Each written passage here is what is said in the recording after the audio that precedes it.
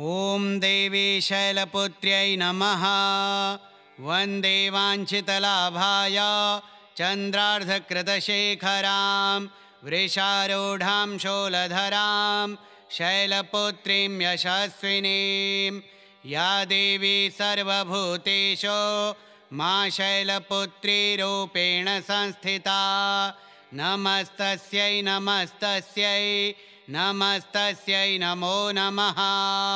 वन्दे वाञ्छितलाभाय चन्द्रार्धकृतशेखरां वृषारूढां शूलधरां शैलपुत्रीं यशस्विनीं।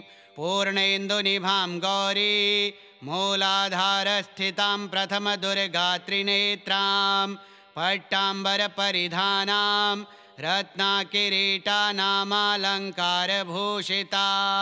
प्रफुल्लवन्दना पल्लवाधरां कान्तकपोलां तु गमकुचां कमनीयां लावण्यां स्मेरमुखी क्षीणमध्यां नितम्बनीम्। ओंकारः मे शिरः पातु मूलाधारनिवासिनी। ह्रींकारः पातु ललाटे बीजरूपा महेश्वरी।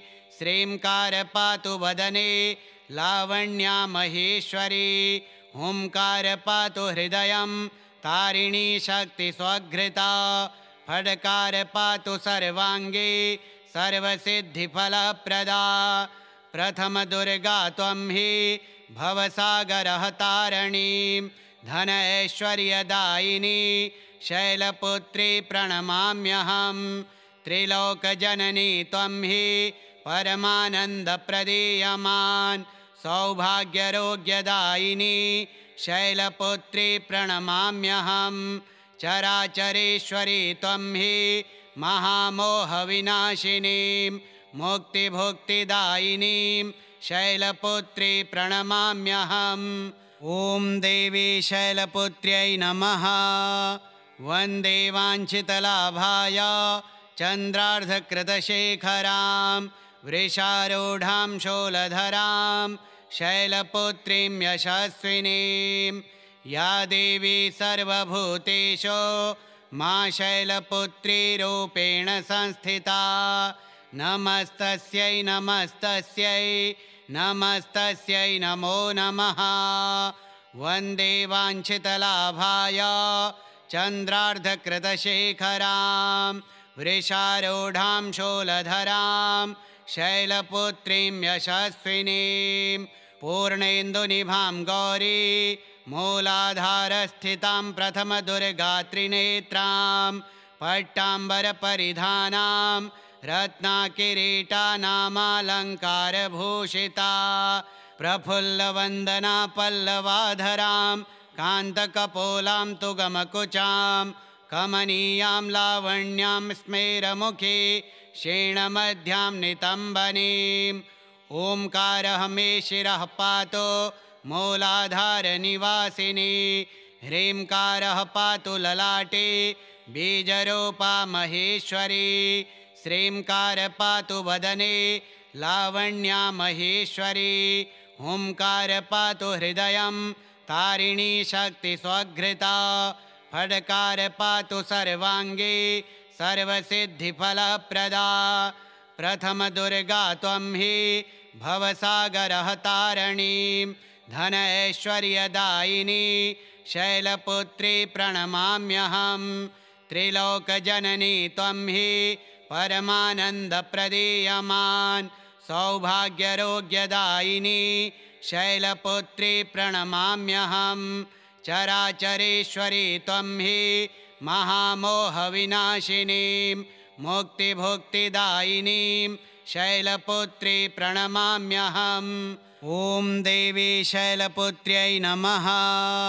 वन्दे वाञ्छितलाभाय चन्द्रार्धकृतशेखरां वृषारूढां शूलधरां शैलपुत्रीं यशस्विनीं। या देवी सर्वभूतेषु मा शैलपुत्रीरूपेण संस्थिता। नमस्तस्यै नमस्तस्यै नमस्तस्यै नमो नमः। वन्दे वाञ्छितलाभाय चन्द्रार्धकृतशेखरां वृषारूढां शूलधरां शैलपुत्रीं यशस्विनीं पूर्णेन्दुनिभां गौरी मूलाधारस्थितां प्रथमदुर्गात्रिनेत्रां पट्टाम्बरपरिधानां रत्नाकिरीटानामालङ्कारभूषिता प्रफुल्लवन्दना पल्लवाधरां कान्तकपोलां तु गमकुचां कमनीयां लावण्यां स्मेरमुखी क्षीणमध्यां नितम्बनीम् ओंकारः मे शिरः पातु मूलाधारनिवासिनी ह्रींकारः पातु ललाटे बीजरूपा महेश्वरी श्रींकार पातु वदने लावण्या महेश्वरी हुंकार पातु हृदयं तारिणी शक्ति स्वघृता फड्कार पातु सर्वांगे सर्वसिद्धिफलप्रदा प्रथम दुर्गा त्वं हि भवसागरः तारिणीं धन ऐश्वर्यदायिनी शैलपुत्री प्रणमाम्यहं त्रिलोकजननी त्वं हि परमानन्दप्रदीयमान् सौभाग्यरोग्यदायिनी शैलपुत्री प्रणमाम्यहं चराचरेश्वरी त्वं हि महामोहविनाशिनीं मुक्तिभुक्तिदायिनीं शैलपुत्री प्रणमाम्यहम् ॐ देवी शैलपुत्र्यै नमः। वन्दे वाञ्छितलाभाय चन्द्रार्धकृतशेखरां वृषारूढां शूलधरां शैलपुत्रीं यशस्विनीं या देवी सर्वभूतेषु मा शैलपुत्रीरूपेण संस्थिता नमस्तस्यै नमस्तस्यै नमस्तस्यै नमो नमः। वन्दे वाञ्छितलाभाय चन्द्रार्धकृतशेखरां वृषारूढां शूलधरां शैलपुत्रीं यशस्विनीं पूर्णेन्दुनिभां गौरी मूलाधारस्थितां प्रथमदुर्गात्रिनेत्रां पट्टाम्बरपरिधानां रत्नाकिरीटानामालङ्कारभूषिता प्रफुल्लवन्दना पल्लवाधरां कान्तकपोलां तु गमकुचां कमनीयां लावण्यां स्मेरमुखी क्षीणमध्यां नितम्बनीम् ओंकारः मे शिरः पातु मूलाधारनिवासिनी ह्रींकारः पातु ललाटे बीजरूपा महेश्वरी श्रींकार पातु वदने लावण्या महेश्वरी हुंकार पातु हृदयं तारिणी शक्ति स्वघृता फड्कार पातु सर्वांगे सर्वसिद्धिफलप्रदा प्रथम दुर्गा त्वं हि भवसागरः तारिणीं धन ऐश्वर्यदायिनी शैलपुत्री प्रणमाम्यहं त्रिलोकजननी त्वं हि परमानन्दप्रदीयमान् सौभाग्यरोग्यदायिनी शैलपुत्री प्रणमाम्यहं चराचरेश्वरी त्वं हि महामोहविनाशिनीं मुक्तिभुक्तिदायिनीं शैलपुत्री प्रणमाम्यहम् ॐ देवी शैलपुत्र्यै नमः।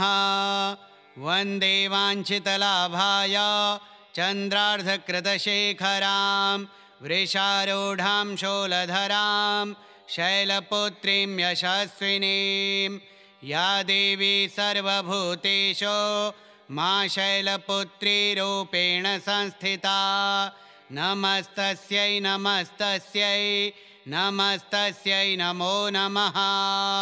वन्दे वाञ्छितलाभाय चन्द्रार्धकृतशेखरां वृषारूढां शूलधरां शैलपुत्रीं यशस्विनीं पूर्णेन्दुनिभां गौरी मूलाधारस्थितां प्रथमदुर्गात्रिनेत्रां पट्टाम्बरपरिधानां रत्नाकिरीटानामालङ्कारभूषिता प्रफुल्लवन्दना पल्लवाधरां कान्तकपोलां तु गमकुचां कमनीयां लावण्यां स्मेरमुखे क्षीणमध्यां नितम्बनीम् ओंकारः मे शिरः पातु मूलाधारनिवासिनी ह्रींकारः पातु ललाटे बीजरूपा महेश्वरी श्रींकार पातु वदने लावण्या महेश्वरी हुंकार पातु हृदयं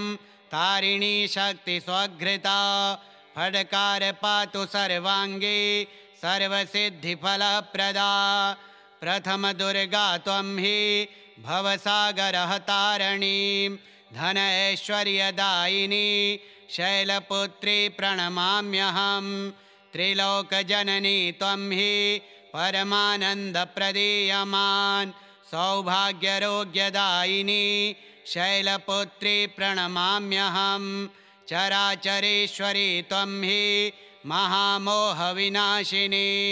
मुक्तिभुक्तिदायिनीं शैलपुत्री प्रणमाम्यहम् ॐ देवी शैलपुत्र्यै नमः वन्दे वाञ्छितलाभाय चन्द्रार्धकृतशेखरां वृषारूढां शूलधरां शैलपुत्रीं यशस्विनीं या देवी सर्वभूतेषु मा शैलपुत्रीरूपेण संस्थिता नमस्तस्यै नमस्तस्यै नमस्तस्यै नमो नमः वन्दे वाञ्छितलाभाय चन्द्रार्धकृतशेखरां वृषारूढां शूलधरां शैलपुत्रीं यशस्विनीं पूर्णेन्दुनिभां गौरी मूलाधारस्थितां प्रथमदुर्गात्रिनेत्रां पट्टाम्बरपरिधानां रत्नाकिरीटानामालङ्कारभूषिता प्रफुल्लवन्दना पल्लवाधरां कान्तकपोलां तुगमकुचां कमनीयां लावण्यां स्मेरमुखे क्षीणमध्यां नितम्बनीम्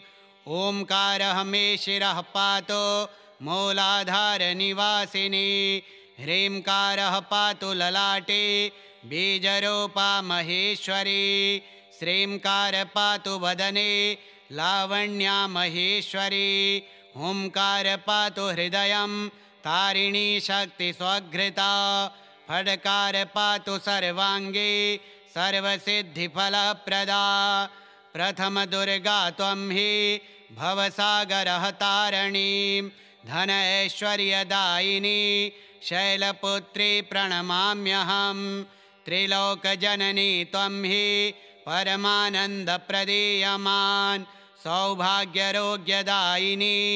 शैलपुत्री प्रणमाम्यहं चराचरेश्वरी त्वं हि महामोहविनाशिनीं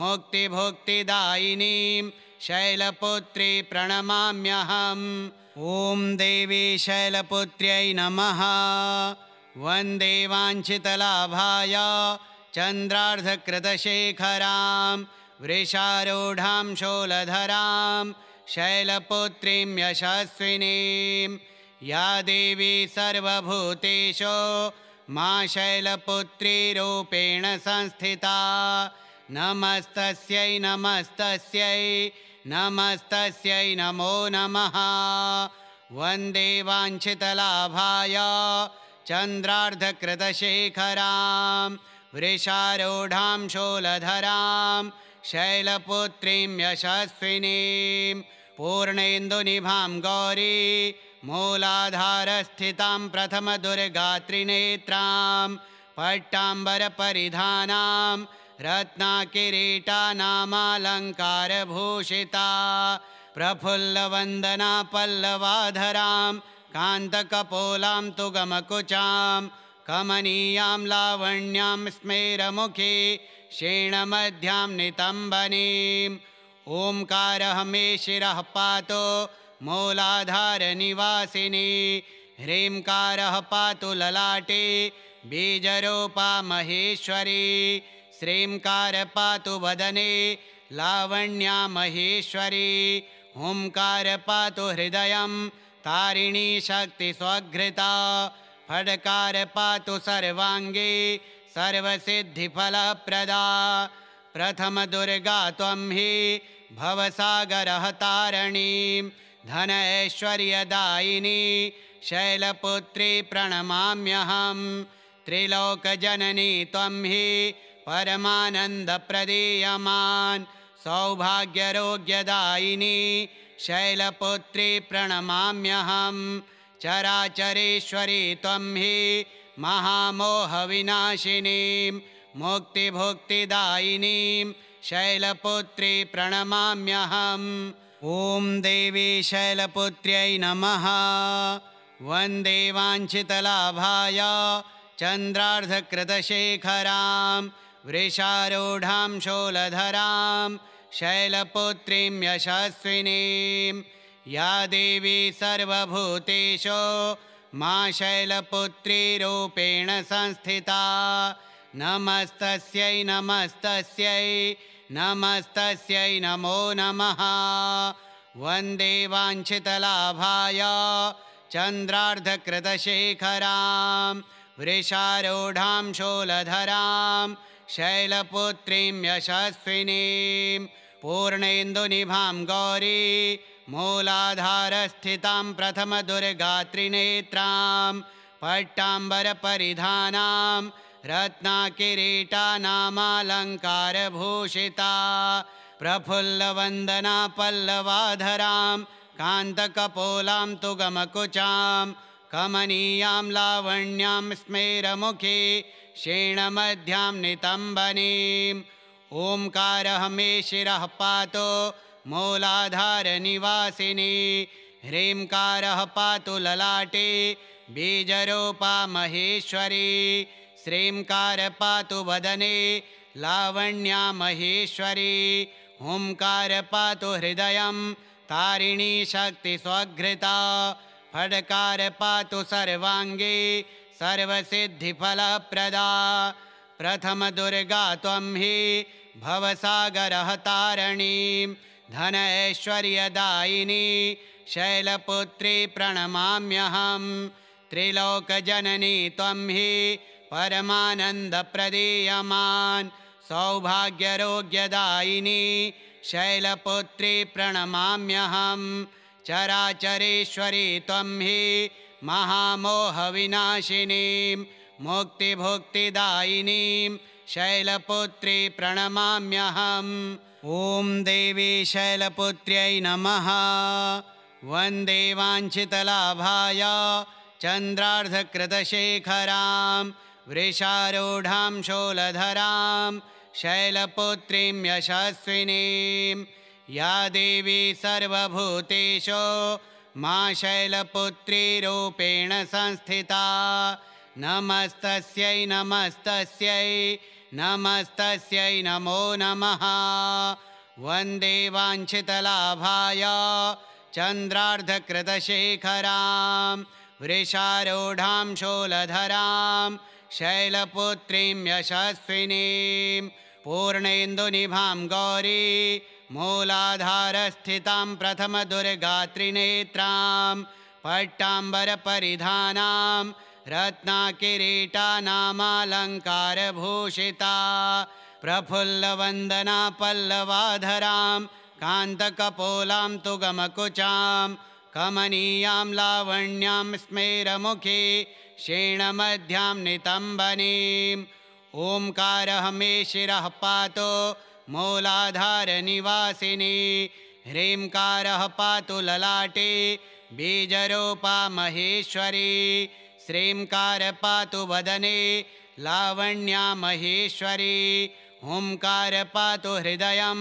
तारिणी शक्ति स्वघृता फड्कार पातु सर्वांगे सर्वसिद्धिफलप्रदा प्रथमदुर्गा त्वं हि भवसागरः तारिणीं धन ऐश्वर्यदायिनी शैलपुत्री प्रणमाम्यहं त्रिलोकजननी त्वं हि परमानन्दप्रदीयमान् सौभाग्यरोग्यदायिनी शैलपुत्री प्रणमाम्यहं चराचरेश्वरी त्वं हि महामोहविनाशिनीं मुक्तिभुक्तिदायिनीं शैलपुत्री प्रणमाम्यहम् ॐ देवी शैलपुत्र्यै नमः। वन्दे वाञ्छितलाभाय चन्द्रार्धकृतशेखरां वृषारूढां शूलधरां शैलपुत्रीं यशस्विनीं। या देवी सर्वभूतेषु मा शैलपुत्रीरूपेण संस्थिता। नमस्तस्यै नमस्तस्यै नमस्तस्यै नमो नमः। वन्दे वाञ्छितलाभाय चन्द्रार्धकृतशेखरां वृषारूढां शूलधरां शैलपुत्रीं यशस्विनीं। पूर्णेन्दुनिभां गौरी मूलाधारस्थितां प्रथमदुर्गात्रिनेत्रां पट्टाम्बरपरिधानां रत्नाकिरीटानामालङ्कारभूषिता। प्रफुल्लवन्दना पल्लवाधरां कान्तकपोलां तु गमकुचां कमनीयां लावण्यां स्मेरमुखी क्षीणमध्यां नितम्बनीम्। ओंकारः मे शिरः पातु मूलाधारनिवासिनी। ह्रींकारः पातु ललाटे बीजरूपा महेश्वरी। श्रींकार पातु वदने लावण्या महेश्वरी। हुंकार पातु हृदयं तारिणी शक्तिस्वघृता। फड्कार पातु सर्वाङ्गे सर्वसिद्धिफलप्रदा। प्रथमदुर्गा त्वं हि भवसागरः तारिणीं धनैश्वर्यदायिनी शैलपुत्री प्रणमाम्यहं। त्रिलोकजननी त्वं हि परमानन्दप्रदीयमान् सौभाग्यरोग्यदायिनी शैलपुत्री प्रणमाम्यहं। चराचरेश्वरी त्वं हि महामोहविनाशिनीं मुक्तिभुक्तिदायिनीं शैलपुत्री प्रणमाम्यहम्। ॐ देवी शैलपुत्र्यै नमः।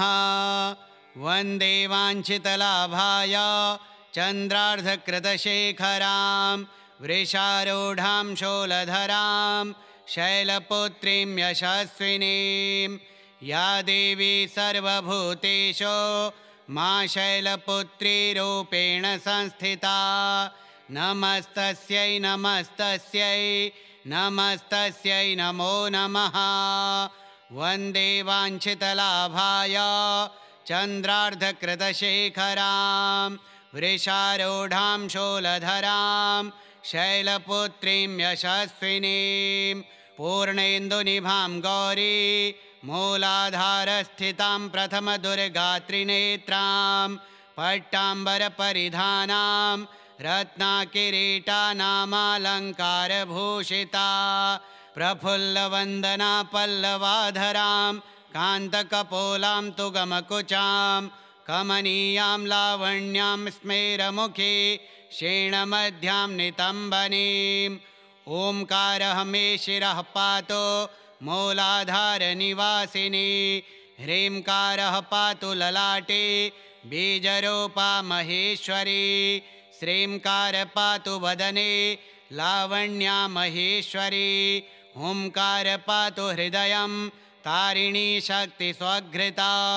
फड्कार पातु सर्वाङ्गे सर्वसिद्धिफलप्रदा। प्रथमदुर्गा त्वं हि भवसागरः तारिणीं धनैश्वर्यदायिनी शैलपुत्री प्रणमाम्यहं। त्रिलोकजननी त्वं हि परमानन्दप्रदीयमान् सौभाग्यरोग्यदायिनी शैलपुत्री प्रणमाम्यहं। चराचरेश्वरी त्वं हि महामोहविनाशिनीं मुक्तिभुक्तिदायिनीं शैलपुत्री प्रणमाम्यहम्। ॐ देवी शैलपुत्र्यै नमः।